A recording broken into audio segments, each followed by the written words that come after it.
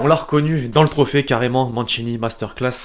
L'équipe, j'espère que vous allez bien aujourd'hui, nouveau top 10, ça fait longtemps j'ai pas dit ça. L'Euro 2020 a désormais fermé ses portes avec l'Italie au sommet, la célébration à Rome était incroyable d'ailleurs. Maintenant, je voulais qu'on vienne sur l'ensemble de la compétition avec les 10 plus beaux buts, selon moi. Faire une sélection c'est compliqué, surtout quand il y a du choix. Cette année on a eu le droit au spectacle, je cale déjà ce but d'Insigne car il sera pas dans mon classement, justement. C'est dire le niveau, bref, on va sans plus tarder entrer dans le vif du sujet de l'équipe. Je vous rappelle simplement, comme d'habitude, que la vidéo est sponsorisée par OneFootball, l'application numéro 1 sur toute l'actualité du ballon rond. Application gratuite donc est dispo en description et au passage, pensez à lâcher votre meilleur pouce bleu pour le soutien, le référencement. Comme d'habitude, on est ensemble. Merci vraiment à tous ceux qui le font.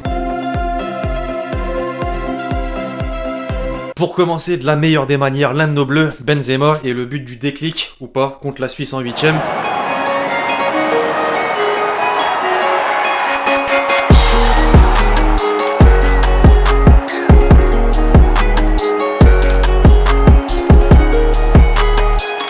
Beaucoup ont dit que le Nové a eu de la chance sur son contrôle, pour moi on peut plutôt parler de maîtrise. On atteste d'ailleurs ce but à l'entraînement. Similaire, c'est le même. Le meilleur de ses coéquipiers, maintenant Ronaldo, t'as capté. Lors de son entrée en lice dans la compétition contre la Hongrie. Ronaldo remet ce ballon en vainqueur, Rafa, Ronaldo encore pour le troisième, le doublé de CR7, quel but splendide, réussi par Cristiano Ronaldo.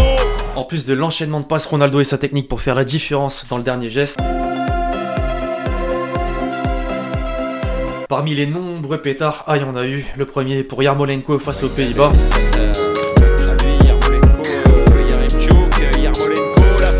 En bout de course, l'enroulé parfait, rien à dire. Mais le but il est magnifique. Superbe réaction à l'entame du dernier quart d'heure de cette seconde période et de cette rencontre. Dans cet Euro, finalement, beaucoup d'équipes ont déçu chez les favoris, déjà, nous y compris. C'est un cauchemar pour Mbappé.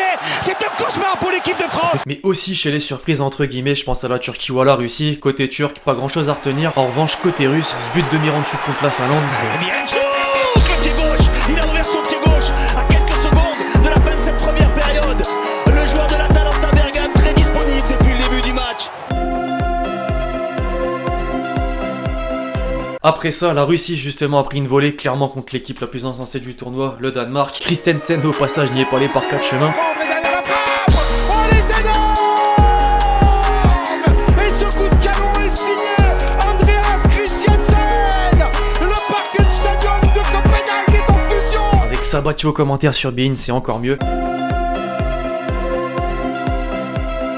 Alors mes Belges, depuis votre sortie en quart, c'est digéré ou pas du tout? Parce qu'en soi aujourd'hui vous pouvez vous dire, ok, on a perdu contre le champion d'Europe. L'autre consolation supplémentaire, plus sérieusement ce qui m'a marqué plus que d'habitude de la Belgique sur ces dernières semaines, c'est l'importance de De Bruyne, même limité par sa blessure. Contre le Danemark, justement, on en a eu l'illustration parfaite, son équipe est menée à la pause, il entre en jeu en seconde mi-temps et change le match en faisant gagner les siens avec une passe D déjà et un but, celui-ci incroyable.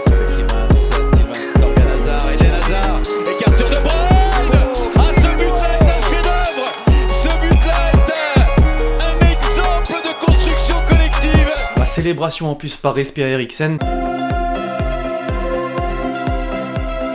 Ce qui est fou avec les Danois, c'est qu'ils ont commencé la compétition avec un incident, 2 défaites d'entrée, mais une qualif sur le gong en 8ème pour aller chercher un dernier carré. Et même si l'élimination dans les prolongations sur un penalty douteux fait mal, ça finit en beauté avec le seul et unique coup franc de la compétition qui a fini au fond des filets de la révélation d'Amsgaard.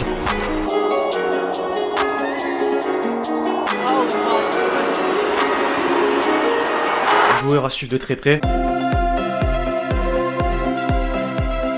Après De Bruyne, si on peut citer un nom qui a porté son équipe, c'est bien Modric. Le Ballon d'Or 2018 a encore prouvé que malgré son âge, il est toujours là. Cet extérieur du pied contre l'Écosse. Qui joue derrière avec Matteo Kovacic, il ne frappe pas. Modric, extraordinaire, l'extérieur de Luka Modric. C'est sa vie, c'est sa carrière, c'est son talent. Quel but! France-Suisse obligatoirement de retour avec la mine de Pogba pour le 3-1.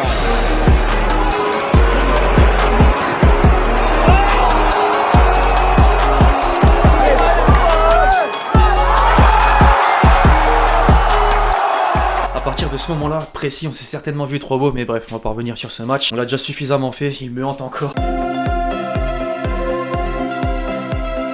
Enfin, sans surprise, le co-meilleur buteur de l'Euro, Patrick Schick, pas suffisamment mis en avant, je trouve, malgré le talent. Pour preuve, ce but lointain est record dans l'histoire du tournoi, 40,5 mètres.